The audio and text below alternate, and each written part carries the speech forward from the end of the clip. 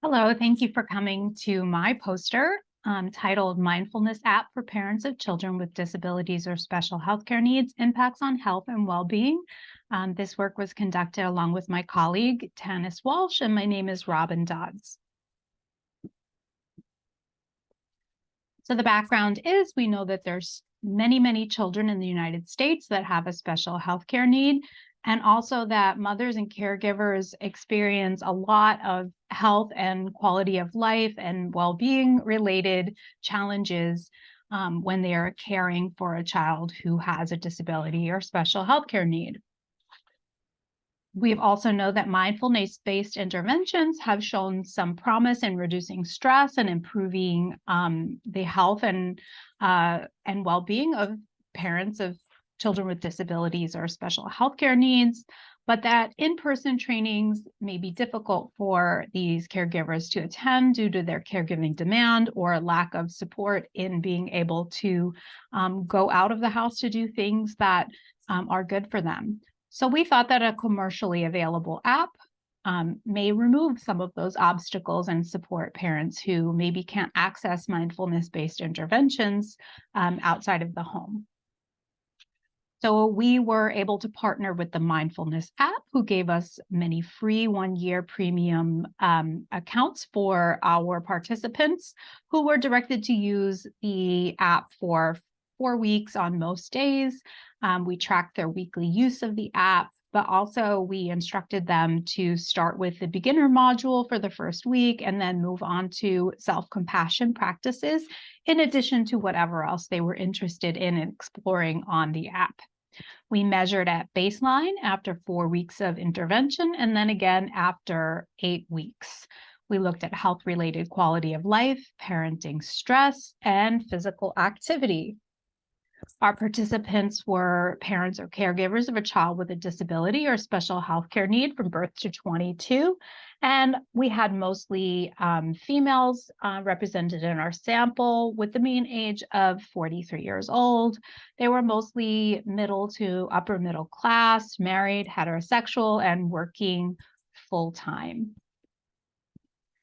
The children of these parents were mostly male, at a mean age of 10 and a half, and the most prevalent disabilities are listed there, which are in line with many common disabilities and special healthcare needs. So we looked at our descriptive statistics for those demographics, and then we conducted repeated measures ANOVA across the pre, post, and follow-up, again, looking at those variables of interest. And so we can see here that our health-related quality of life, we saw increases, improvements in all areas at post-intervention.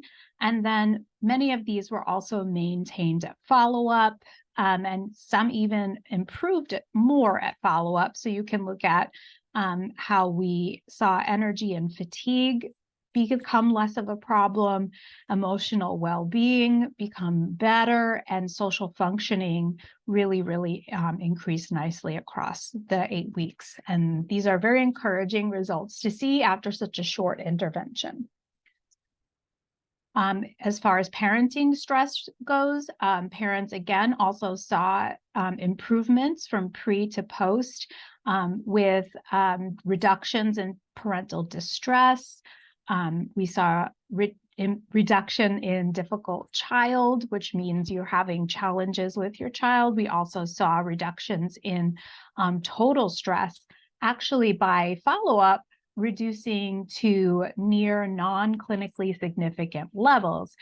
Also that with that parent-child dysfunctional interaction there, we're reduced below the clinically significant area, which is excellent for this group who is heightened levels of stress. As we see at the beginning, total stress upwards of 116, which is in the 90-something percentile. I'm sorry, I don't have that information right now, but it's very clinically significant for this group.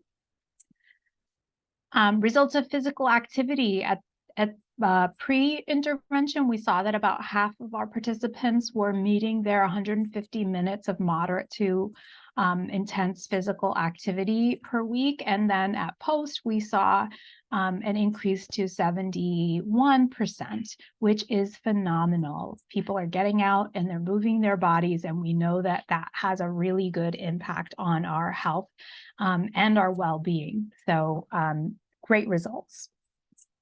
We also received participant feedback in the form of open-ended responses to what they enjoyed about using the mindfulness app. And so I like the one in the middle here. I use it during the late afternoons to calm myself after a long day instead of using TV programs, and ease into taking a 30-minute nap, and it helps me carry through the evening. Something so simple as that can really make a life-changing difference in a caregiver. And also those caregiver improvements definitely are going to trickle through the whole family.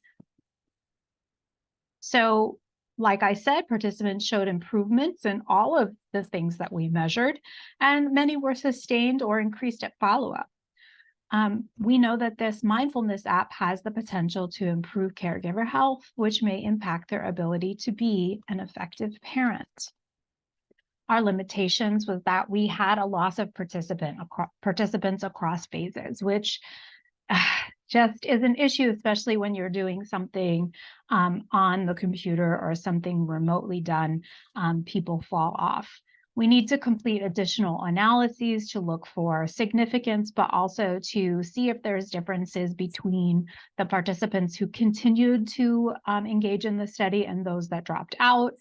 We didn't have a control group, and we also did have a lack of diversity. It was predominantly a white upper and middle class sample of mothers, and so we need to recruit a more diverse sample. And our next steps are that we're going to complete additional analyses and look at the influence of the amount of time spent and test for significance. And we're going to use these preliminary results to apply for funding to conduct a randomized controlled trial in a more diverse sample and develop suggestions for tailoring the app to meet the specific needs of parents of children with disabilities or special healthcare needs.